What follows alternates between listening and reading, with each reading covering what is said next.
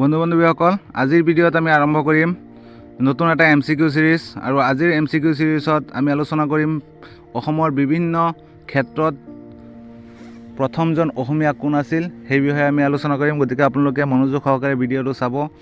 এই ভিডিঅ'টোৰ জৰিয়তে আপুনি অসম ডাইৰেক্ট ৰিক্ৰুইটমেণ্ট এক্সাম বা আসাম পুলিচ বা অন্য যিকোনো এক্সামৰ যদি আপোনালোকে প্ৰিপাৰেশ্যন বা প্ৰস্তুতি চলাই আছে তেতিয়াহ'লে আপোনালোকৰ কাৰণে এইটো যথেষ্ট সহায়ক বা সুবিধা হ'ব বুলি ভাবোঁ। গতিকে আপোনালোকে ভিডিঅ'টো শেষলৈকে চাবলৈ আমি অনুৰোধ জনালোঁ। প্ৰথমজন অসমীয়া ব্যক্তি আমি প্ৰথমে আলোচনা কৰিবলৈ গৈ আছোঁ যে প্ৰথমজন অসমীয়া ৰাজ্যপাল কোন আছিল।